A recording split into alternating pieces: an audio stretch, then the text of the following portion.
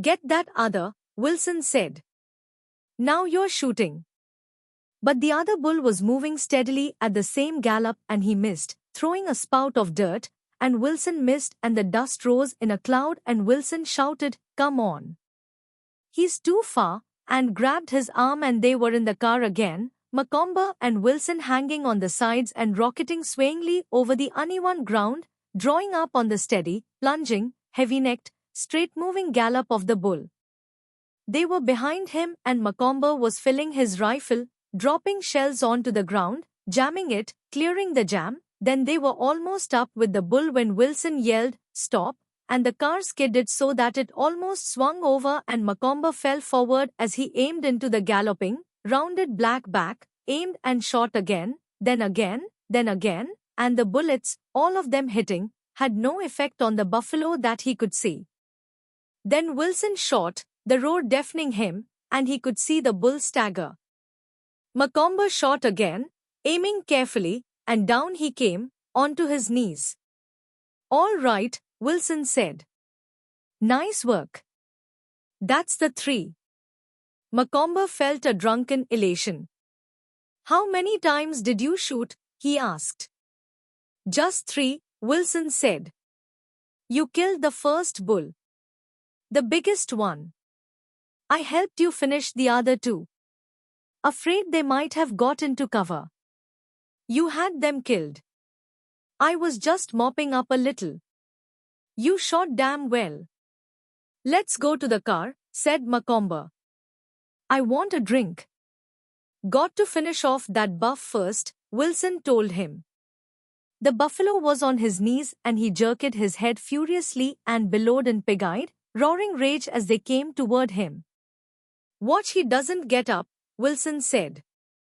"Then, get a little broadside and take him in the neck just behind the ear." Macomber aimed carefully at the center of the huge, jerking, ridge-driven neck and shot. At the shot the head dropped forward. "That does it," said Wilson. "Got the spine. They're a hell of a fine-looking thing, aren't they?" "Let's get the drink," said Macomber. In his life he had never felt so good. In the car Macomber's wife sat very white-faced. "You were marvelous, darling," she said to Macomber. "What a ride. Was it rough?" Wilson asked. "It was frightful. I've never been more frightened in my life." "Let's all have a drink," Macomber said. "By all means," said Wilson. "Give it to the Mem Sahib." She drank the neat whiskey from the flask and shuddered a little when she swallowed. She handed the flask to Macomber who handed it to Wilson. "It was frightfully exciting," she said. "It's given me a dreadful headache. I didn't know you were allowed to shoot them from cars though." "No one shot from cars," said Wilson coldly. "I mean chase them from cars." "Wouldn't ordinarily," Wilson said. "Seemed sporting enough to me though while we were doing it. Taking more chance driving that way across the plain full of holes and one thing and another than hunting on foot. Buffalo could have charged us each time we shot if he liked. Gave him every chance. Wouldn't mention it to anyone though. It's illegal if that's what you mean." "It seemed very unfair to me," Margot said, "chasing those big helpless things in a motor car." "Did it?" said Wilson. "What would happen if they heard about it in Nairobi?" "I'd lose my license for one thing." "Other unpleasantnesses," Wilson said, taking a drink from the flask. "I'd be out of business." "Really?"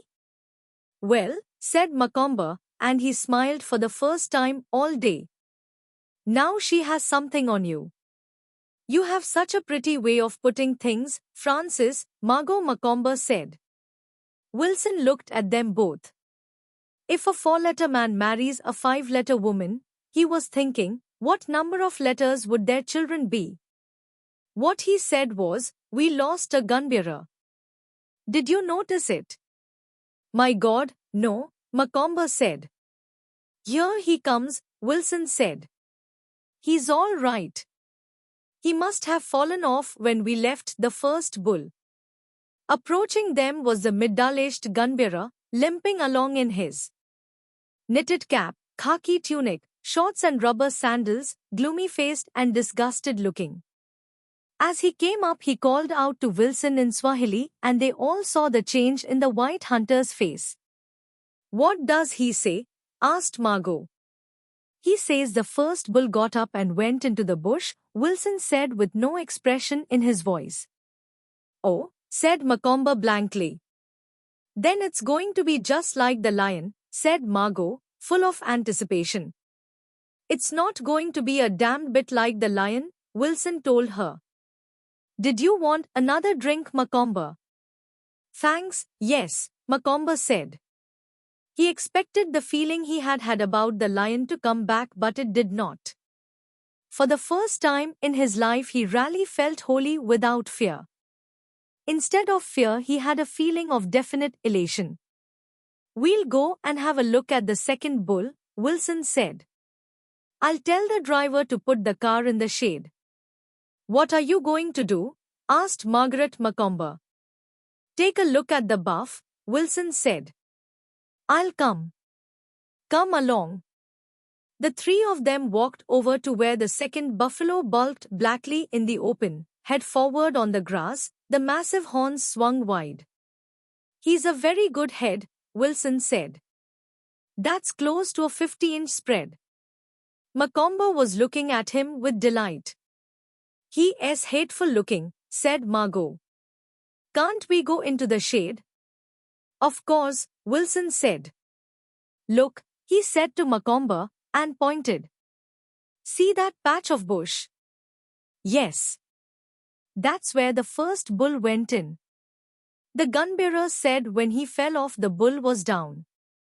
He was watching us helling along and the other two buff galloping. When he looked up, there was the bull up and looking at him. Gunbearer ran like hell and the bull went off slowly into the bush. "Can we go in after him now?" asked Macomber eagerly. Wilson looked at him appraisingly. "Damn it if this isn't a strange one," he thought. "Yesterday he's scared sick and today he's a ruddy fire eater.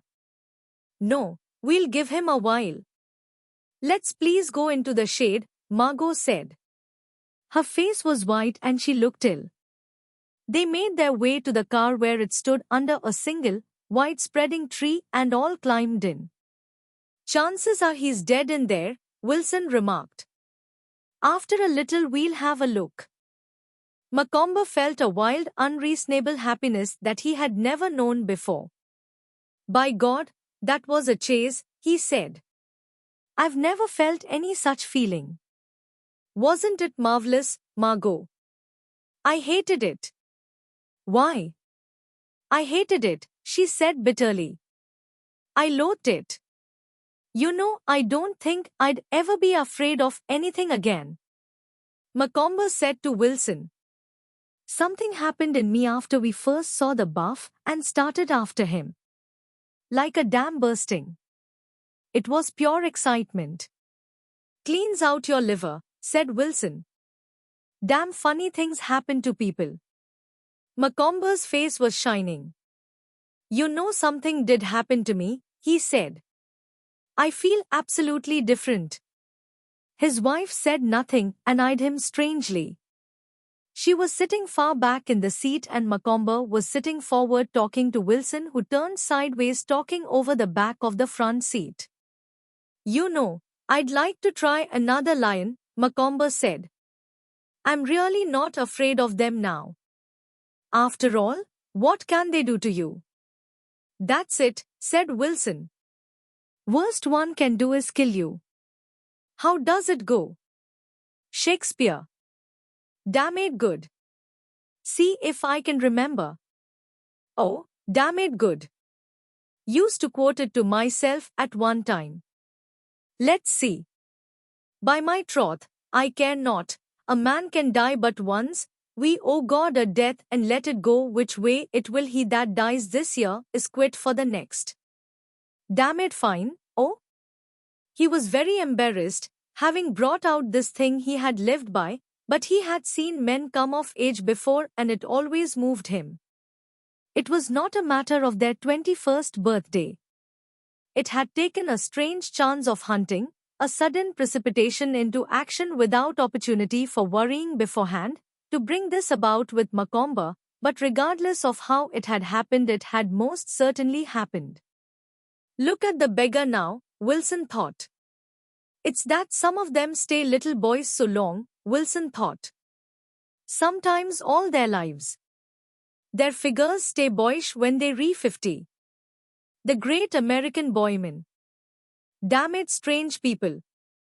But he liked this Macomber now. Damn it, strange fellow.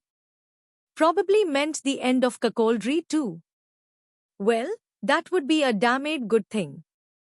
Damned good thing. Beggar had probably been afraid all his life.